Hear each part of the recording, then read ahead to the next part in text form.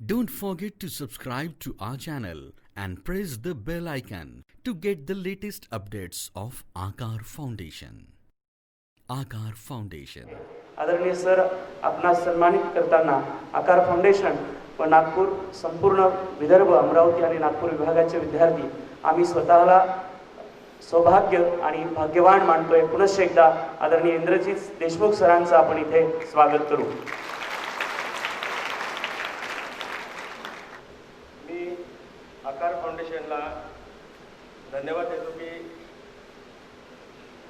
या व्यासपीठावर त्यांनी आम्हाला आमंत्रित करून इथे दोन शब्द बोलण्याची संधी दिली. लोकाभिरामम रणरंगधीरम राजीव नेत्रम रघुवंशनाथम कारुण्य रूपम करुणाकरंतम श्रीरामचंद्रम शरणम प्रपद्ये. असं प्रभू रामचंद्राच्या स्तुतीसाठी रामराज्यामध्ये त्यांचं गौरव केला जात होतं, त्यांचं गुणगान केलं जात होतं.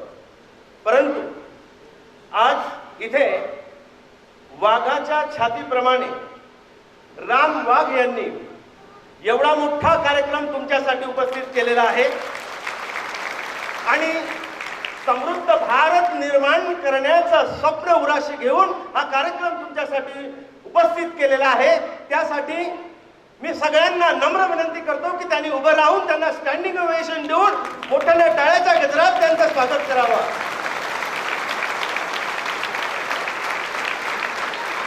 त्याशिवाय मी ऋणमुक्त होऊ शकणार नाही असं मला वाटतं होतं. Thank you very much sir.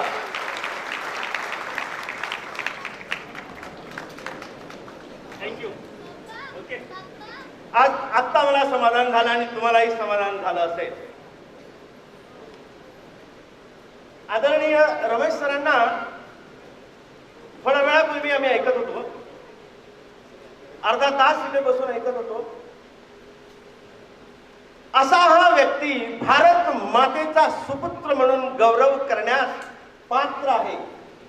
Ramesh sir, या ठिकाणी या सभागृहामध्ये अनेक रमेश बसलेले आहेत आणि उद्याचा भारत निर्माण करण्याची क्षमता असलेले रमेश या तुमच्या पुढ्यातच बसलेले आहेत.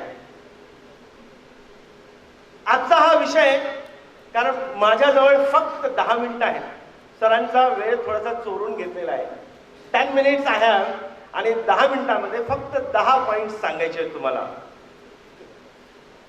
मला सगळ्यांना एक प्रश्न विचारायचा आहे. तुम्हाला टॉपिक माहिती आहे, समृद्ध भारत निर्माण करण्यासाठी प्रशासकीय अधिकाऱ्यांची भूमिका, असा टॉपिक आहे सरांच्या. मला हा प्रश्न तुम्हाला करायचा आहे. How many people know the preamble of the constitutions of India which was constituted in November 1949? किती जणांना इथे उपस्थित असलेल्या पुढच्या भावी अधिकाऱ्यांना, प्रशासकीय अधिकाऱ्यांना हा एक छोटासा प्रश्न आहे, किती लोकांना हे माहिती आहे? कारण उद्या तुम्हाला भारताच्या संविधानाप्रमाणे चालावं लागेल. किती लोकांना, किती युवकांना हे माहीत आहे की उद्याच्या भारत निर्माण करण्यासाठी या संविधानाचं, कॉन्स्टिट्यूशन ऑफ इंडियाचं मला प्रिएम्बल माहिती आहे, उद्देश माहिती आहे? Please raise up their hands. फक्त 2, 3, 4 सांगू शकता? Spell out completely without having any kind of mistakes please.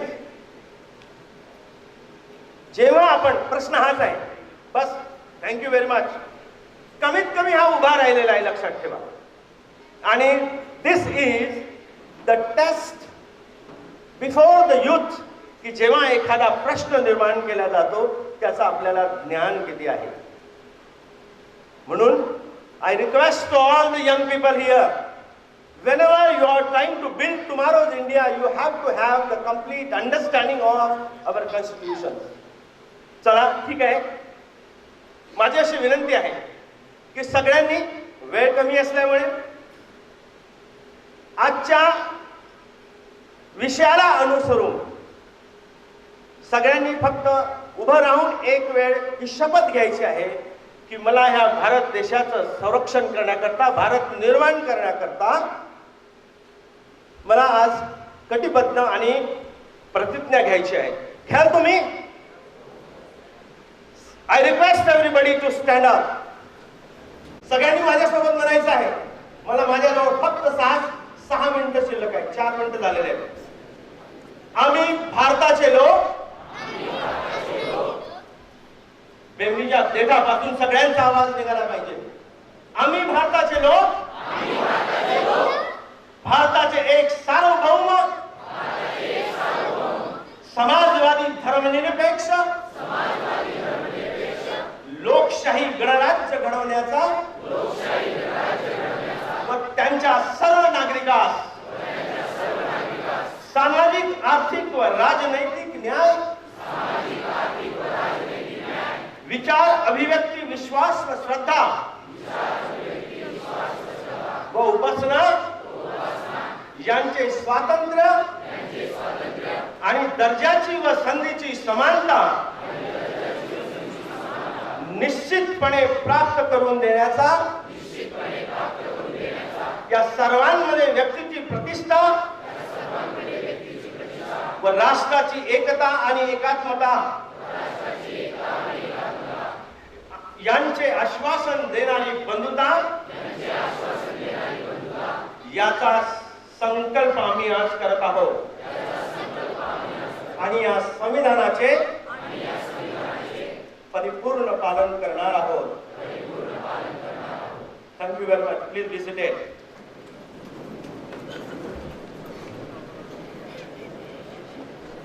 ही संविधान लिहून आपल्यावर थोर उपकार केलेले आहेत. माझी अशी सगळ्यांना विनंती आहे की ज्या मोठ्या लोकांनी या देशासाठी आपलं कंट्रीब्युशन दिलेलं आहे, all the youth should understand their contribution and wisdom behind their life, that they have really surrendered to build the nation. असं नाही आहे की शिक्षण केल्यामुळेच, शिक्षण घेतल्यामुळेच भारताच्या निर्माणास खरी सुरुवात होते. प्रश्न पडला असेल तुम्हाला, असं मी वाक्य का बोललो? कारण या नागपुरामध्ये राष्ट्रसंत तुकडोजी महाराज यांच्या नावानं नागपूर विद्यापीठ गणले गेले. राष्ट्रसंत तुकडोजी महाराज किती शिकले होते? त्यांचा हा संदेश 4था वर्ग शिकून असून सुद्धा सगळ्यांना आजही या प्रतिज्ञेप्रमाणे म्हटल्याप्रमाणे तो लागू आहे. त्यांच्या भजनामध्ये एक सुंदर वाक्य बोलले होते, या भारतात बंधुभाव नित्य वसुदे, देवरची असादे, हे सर्व पंथ संप्रदाय एक दिसू दे, मतभेद निसू दे. तुम्हाला आता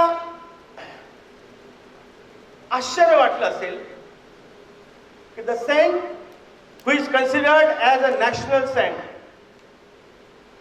काहीही शिकलं नसताना फक्त विजडमच्या भरोशावर, त्यांना जे आशीर्वाद मिळाले त्याच्या भरोशावर या भारताला खऱ्या अर्थाने सामंजस्य शिकवण्याचं त्यांनी आयुष्यभर काम केलंय.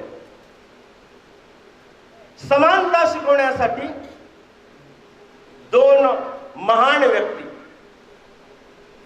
ज्यांचं नाव तुम्ही आम्ही विसरू शकत नाही, असे 2 थोर नेते ज्यांना आम्ही वंदनीय समजतो, ते म्हणजे महात्मा ज्योतिबा फुले आणि सावित्रीबाई फुले.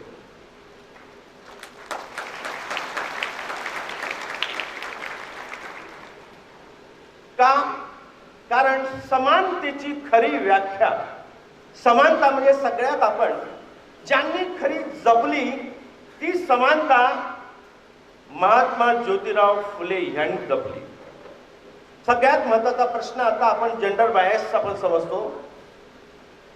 स्त्री शिक्षणाचा खरा पाया ज्योतिराव फुले यांनी रचला आपल्या स्त्रीला सुशिक्षित करून, आपल्या पत्नीला सुशिक्षित करून पुण्यामध्ये 1 जानेवारी 1948 साली पहिली स्त्री शिक्षणाची पहिली शाळा सुरू केली. आणि म्हणून आज इथे युवती बसल्या आहेत, म्हणून आज तुम्ही सगळेजण शिक्षण घेऊ शकत आहात.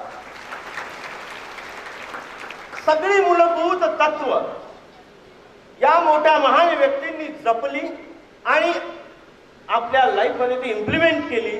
आणि म्हणून आज आपण एवढा चांगला स्वातंत्र्याचा, समतेचा, बंधुतेचा असा श्वास, मोकळा श्वास घेऊ शकतोय. स्वामी विवेकानंदांचा उल्लेख केल्याशिवाय मी राहणार नाही. धर्म या विषयावर स्वामी विवेकानंद 27 ऑक्टोबर 1894 रोजी बोलत होते. त्यांनी त्यांच्या पत्रामध्ये लिहिलंय, 3 मिनिटांमध्ये सांगणार, जो धर्म सगळ्यांसाठी अतिशय महत्वाचा आहे, म्हणून हे पत्राचे काही निवडक महत्वाचे मुद्दे तुमच्यासाठी आणले आहेत. जो धर्म वा जो ईश्वर विधवांचे अश्रू पुसू शकत नाही किंवा पोरक्या अनाथ बालकांच्या मुखात अन्नाचा घास घालत नाही, त्या धर्मावर व ईश्वरावर माझा विश्वास नाही. एखाद्या धर्माची तत्वे कितीही सुंदर असोत, त्यामध्ये किती सूक्ष्म व सखोल सिद्धांत असोत, परंतु जोपर्यंत तो मतात आणि ग्रंथातच घुटमळत आहे तोपर्यंत धर्म हे नाव देणार नाही.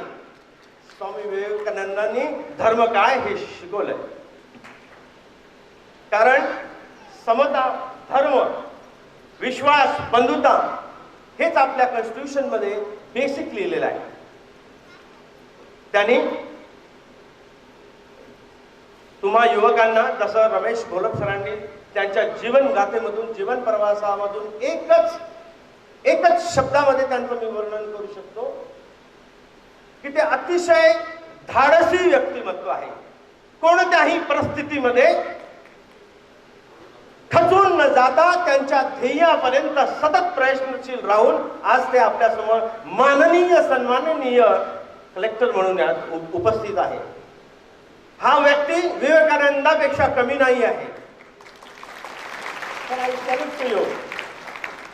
त्यांनी सांगितलंय, विवेकानंदांनी सांगितलंय, मोठी मोठी माणसे कार्य साधतात ती दृढनिश्चय व असीम धैर्य व पराकाष्ठाचे प्रयत्न यांच्याच बळावर. इतिहासाच्या पानावर, रयतेच्या मनावर, मातीच्या कणावर आणि विश्वासाच्या प्रमाणावर राज्य करणारा राजा म्हणजे राजा शिवछत्रपती राय. मी फक्त उदाहरण यांच्यासाठी देतोय की कदाचित यामध्ये उपस्थित असलेला उद्याचा तो शिवराय असेल. शिवरायांनी आपला जन्म स्वराज्य आणि सुराज्य निर्माण करण्यासाठी घातला. आजही भारत स्वतंत्र होऊन किती वर्ष लोटलेत, परंतु अजूनही मी छाती ठोकपणे सांगू शकत नाही की माझा भारत अजून सुराज्य झालेला आहे. आणि म्हणून शिवराय यांचे चरित्र जर आपण वाचले तर कदाचित उद्याचा भारत कसा निर्माण करावा याचा तुम्हाला विजडम येईल. सुभाषचंद्र बोस यांच्या नावाचा उल्लेख जरी केला तर फक्त एकच वाक्य आपल्या समोर येतं, तुम मुझे खून दो मैं तुम्हें आजादी दूंगा. आजादी तो मिल गई है, लेकिन अभी फिर क्या, ये क्वेश्चन है. परंतु त्यांनी अतिशय महत्वाचं एकच वाक्य त्यांच्या जीवनपटातून, फक्त एकच वेचक वाक्य तुमच्यासाठी कामात आहे. त्यांनी समृद्ध भारत निर्माणात त्यांनी सांगितलं की हे जे आदर्श प्रशासकीय अधिकारी आहेत त्यांच्यासाठी त्यांनी फक्त 3 मूल्यांना जपण्यासाठी सांगितलेलं आहे. एक सत्यता, दुसरं कर्तव्य आणि तिसरं बलिदान. मला असं वाटतं या 3 शब्दाचा अर्थ जरी समजला तर सुभाषचंद्र बोस समजण्यासारखं होईल. सरदार वल्लभभाई पटेल, आपण माननीय Modiji he is very much fan of Sardar Vallabhbhai Patel. त्यांच्या गुजरातमध्ये मोठा तुम्हाला पुतळा दिसेल. का बरं बरोबर आहे. काय शिकायचंय त्यांच्याकडून? त्यांनी खऱ्या अर्थाने भारताला समृद्ध करण्यासाठी, देशाला समृद्ध करण्यासाठी इंडस्ट्रियलायझेशनच्या प्रोसेससाठी त्यांनी प्रवृत्त केलं. का? कारण त्यांचं स्वप्न होतं की जर भारताचा आर्थिक कणा जर ताठ झाला नाही तर या भारतामध्ये भुकेलेल्यांची संख्या सदैव वाढेल. आणि जर या ठिकाणी कोणी उपाशी राहू शकत नसेल तर हा आर्थिक कणा इंडस्ट्रियलायझेशनच्या दृष्टिकोनातून केला पाहिजे. आणि म्हणून to supplement to this one, मला आठवते ऑनरेबल मोदीजींनी make in India, honourable Devendra फडणवीसजींनी मेक इन महाराष्ट्र, आणि आता स्टार्टअप इंडिया म्हणून हे कार्य सुरू केलेलं आहे. It is absolutely in sync with this all this lines. Why this is? तुम्हाला माहिती आहे, या मागच्या पंधरवड्यात संपूर्ण भारतासाठी, किंबहुना ऐकायचे मेक इन इंडियासाठी 15 लाख करोड रुपयाची इन्व्हेस्टमेंट या फक्त 8 दिवसाच्या कार्यक्रमामध्ये त्यांनी इन्व्हाइट केली. For what? समृद्ध भारत निर्माण करण्यासाठी. पुन्हा हा प्रश्न पडतो, या एंटरप्रेन्योरशिप डेव्हलपमेंट आणि इंडस्ट्रियलायझेशनची काय गरज आहे? कारण सर 15 लाख लोक या परीक्षेला बसतात. IAS व्हायचंय, कोणाला कलेक्टर व्हायचं आहे, कोणाला कमिशनर व्हायचं आहे, कोणाला तलाठी व्हायचं, तुम्ही म्हणाल कोणाला CEO व्हायचं आहे, ॲडिशनल CEO व्हायचं आहे. तुमचे स्वप्न भयंकर आहेत, परंतु 1000 लोकांची निवड ज्या ठिकाणी आहेत आणि त्यातील 15 लाख लोक बसतात. What to do about that? तुम्हाला एक सांगतोय, पॉप्युलेशन ऑफ इंडिया जी 2020 मध्ये 150 करोड होईल, त्यापैकी 70% of the youth will be there in India. कारण average age of the total youth in India will be 70%. त्याची संख्या जाते 90 कोटी रुपये. आपल्या महाराष्ट्राचं जर उदाहरण घेतलं तर महाराष्ट्रामध्ये 12 कोटी लोकसंख्येपैकी 9 कोटी ही युथ लोकांची संख्या होईल.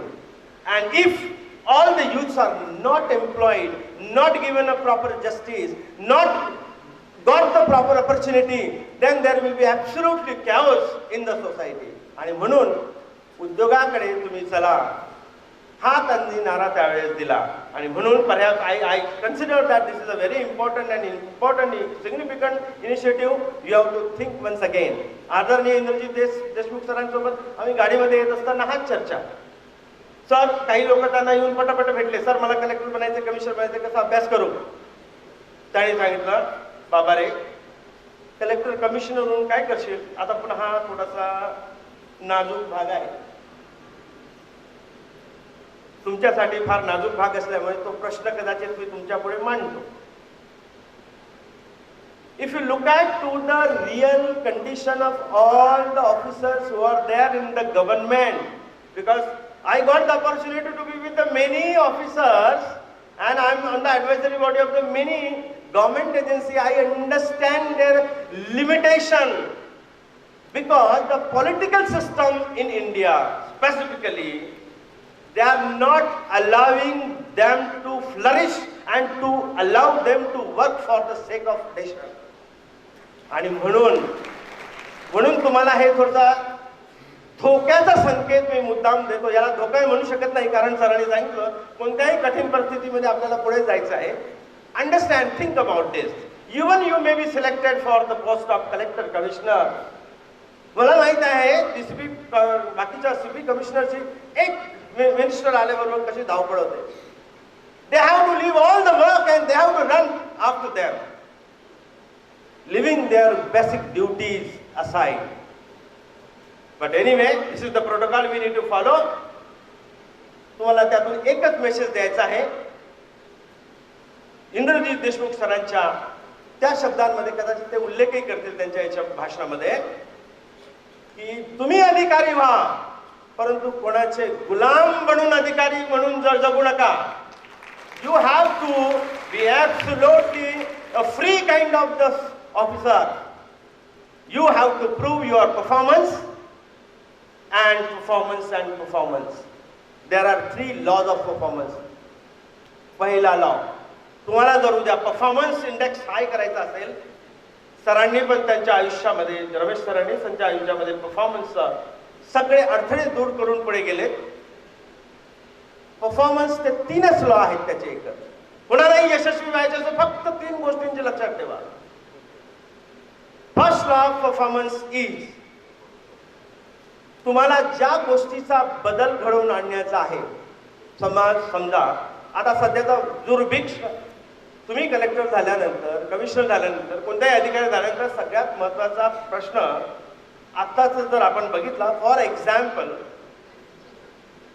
आपण समजा सगळ्यात महत्वाचा प्रश्न म्हणजे फार्मर सुसाईडचा असा घेतला, हा अतिशय महत्वाचा प्रश्न आहे. 70% भारत देशामध्ये फार्मर्स असून सुद्धा एवढ्या मोठ्या प्रमाणात फार्मरची आत्महत्या होते. हा ज्वलंत प्रश्न आहे. फक्त अधिकारामध्ये असलेला प्रश्न नाही आहे, हे सगळ्यांच्या जीवाशी निगडीत असलेला प्रश्न आहे. आणि I am very fortunate that I am the part of mission to do some contribute in that particular direction. ह्या प्रश्नाला समजा तुम्हाला उद्या बदलायचं आहे, परफॉर्मन्सच्या दृष्टिकोनातून सांगतोय, ही परिस्थिती बदलायची असेल तर तुम्हाला काय पहिला लॉ काय, कोणत्याही बाबतीत हा लॉ अप्लाय होतो, लक्षात ठेवा. Whatever the things you would like to, समजा ही चॅलेंजिंग स्थिती तुम्हाला दुसरा प्रश्न, हा चॅलेंजिंग स्थिती तुम्हाला सॉल्व्ह करायची आहे. How will you solve this? पहिला प्रश्न असतो, you have to understand the current status of the problem thoroughly, deeply. जर तुम्हाला त्या प्रश्नाच्या मुळाशी जाऊन तो प्रश्न पहिल्यांदा समजून घ्यावा लागला, this is the first law of performance. Second law of performance is like this, then you define what is that the change that you would like to bring. तुम्ही हे स्पष्ट करा की तुम्हाला कसल्या प्रकारचं चेंज करायचं आहे, आणि त्यासाठी रात्रंदिवस एकच ध्यास, जसं सरांनी सांगितलं की 18 तास शेवटच्या काही दिवसामध्ये मी एकच ध्यास, I have to crack the UPSC. Similar to that one, if you are into that problem for hardly for 30 days, any problems can be changed. सगळ्यात इम्पॉर्टंट सरांनी सांगितलं असेल हेच शब्द मी सांगतोय, because it is embedded in to the performance law की we have to have a contemplation. स्वतःचं आत्मचिंतन करायला पाहिजे. दिवसाचा फक्त 1 तास जरी स्वतःला दिला फॉर आत्मचिंतनामध्ये, I am sure the problem will be sorted out. Third law is that if second is not applying, then you have to again address to the first law.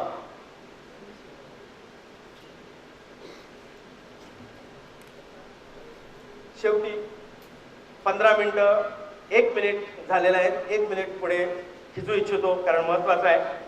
आपल्या भारताचे वेळेचं भान ठेवून वागा असं सरांनी सांगितलं, बरोबर, टाइम मॅनेजमेंटच्या दृष्टिकोनातून.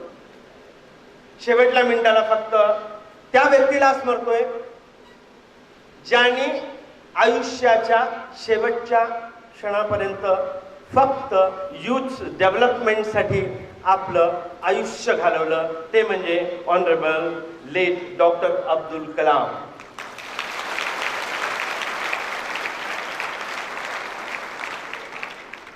त्यांचा अतिशय महत्वाचा प्रश्न घ्या, कदाचित तुमच्या अंतरात्म्याला हा निश्चितच स्पर्श करून जाईल. Just listen to that. If the country is to be corruption free, very very significant question. If the country is to be corruption free and become the nation of the beautiful mind, I strongly feel that 4 societal members can make the, that is number 1, father, mother, teacher and all the government officials to serve the India in real sense. Abdul कलामांचं हे स्वप्न, त्यांना तुमच्यावर पूर्ण विश्वास आहे. 1990 साली प्रजासत्ताक दिनी ते म्हणतात, एवढं बोलून मी थांबवणार. 1990 साली प्रजासत्ताकाच्या दिनी मला पद्मविभूषण ह्या सन्मानाने गौरविण्यात आले. 10 वर्षापूर्वी 1980 साली पद्मभूषण म्हणून सन्मान मिळाला होता, त्यावेळेच्या आठवणींनी मला घेरून टाकले होते. मी त्यावेळी होतो, तोच होतो, तसाच राहत होतो 10 बाय 10च्या खोलीमध्ये. हृदयस्पर्शी असल्यामुळे कदाचित तुमच्या हृदयाला हे चाटून जाईल. पुस्तकांनी भरलेल्या कपाटांच्या संगतीने त्या खोलीत कागद आणि अत्यावश्यक जुजबी भाड्याचे फर्निचर होते. अशा या महान पुरुषाला, माजी राष्ट्रपतीला, ज्यांना मिसाईल मॅन म्हणून म्हटलंय, त्यांना तुमच्या सगळ्यांतर्फे आजच्या क्षणी कोटी कोटी प्रणाम अर्पण करून माझे इथे 2 शब्द संपवतो. थँक्यू. जय हिंद, जय भारत.